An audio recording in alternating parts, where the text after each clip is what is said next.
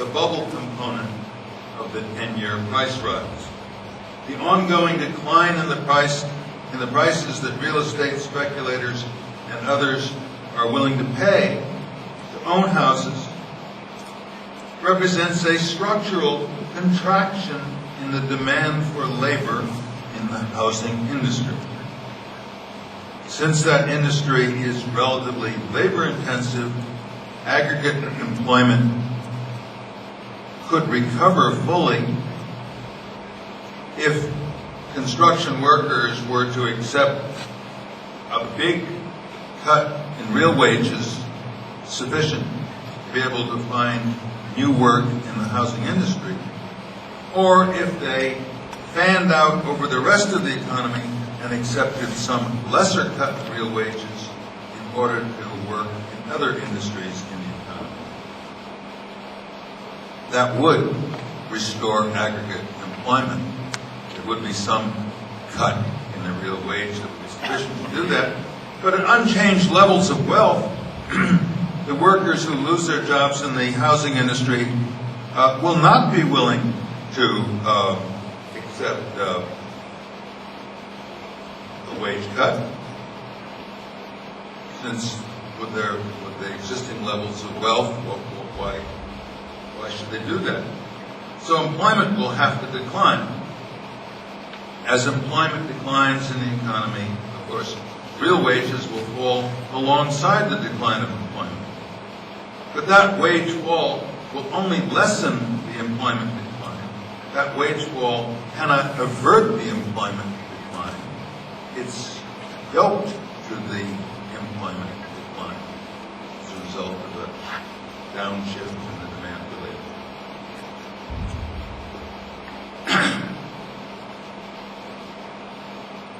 The shrinking of the construction sector naturally brings with it a shrinking of the financial sector, particularly the banking industry, which has been heavily engaged in mortgage lending to home buyers, home builders, and speculators.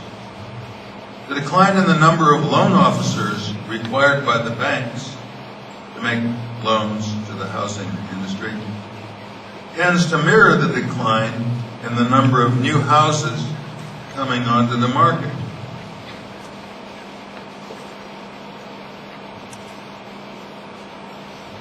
So that all those loan officers out there without jobs anymore are going to be adding to the unemployment in the American economy, and thus a reduction in aggregate employment.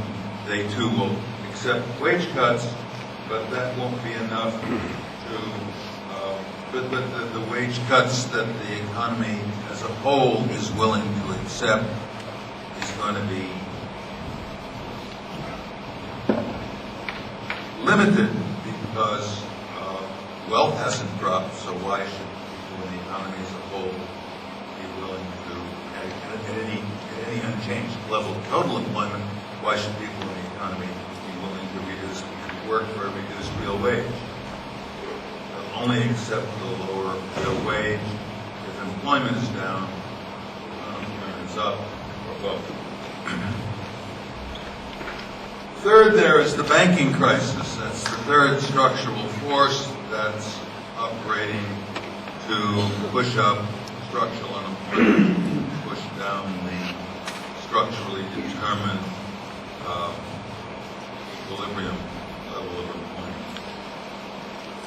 The bursting of the bubble in house prices caught many investment banks with unsold stocks of securitized packages of mortgage debt, which became hard to sell owing to the increased uncertainty about their values, and which made the safety of lending to the banks sharply more uncertain.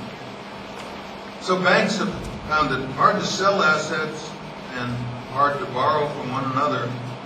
For this reason, banks have had to cut back on loans to business as well as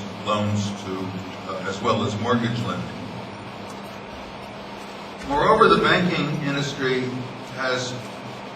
now finds itself over-leveraged owing to an enormous increase in its loans on its books, the assets it's acquired, relative to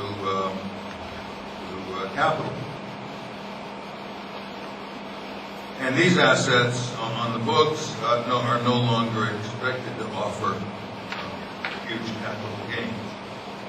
So the banks will now have to deleverage by reducing their stock of loans. Solving the problem entirely by raising more capital would probably wipe out the value of bank shares.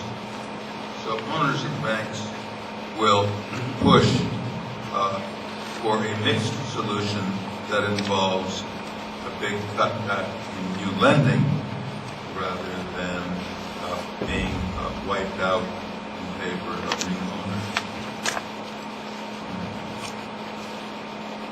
And this is another reason, the need to deleverage is another reason, perhaps the more important reason, why bank lending to business has to be cut back, and why mortgage lending has all but stopped. It will probably take a long time to resume in any big way.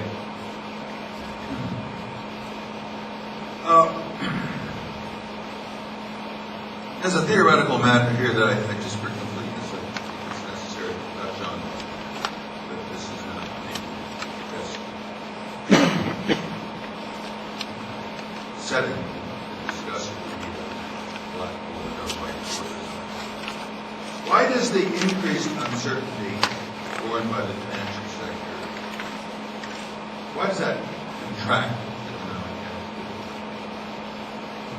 The answer, I think, starts with the proposition that such increased uncertainty surrounding existing assets translates to increased aversion to bearing added uncertainty by deciding to acquire any added asset of an uncertain kind. We've already got a lot of uncertainty. You're even more reluctant or take on another piece of this.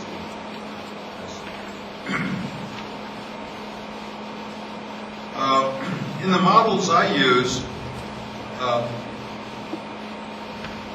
uncertainty about any new loan or any new investment made forces the value put on an added unit of the business asset to cover both the cost of acquiring the added unit, the cost of building, plus what we might call the uncertainty premium. In other words, the uncertainty premium drives a wedge between the value of an added unit of the business asset and the cost of acquiring an additional unit of the business asset. If that reminds you of a tax, it should. It's like a tax. An increase in the uncertainty premium widens the wedge, and that's contractionary.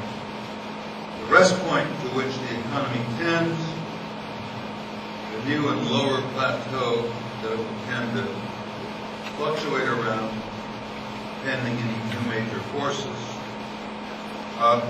will exhibit a lower level of investing of all kinds, employees and customers, et cetera, office space in the business sector, and exhibit a lower level of activity as measured by employment.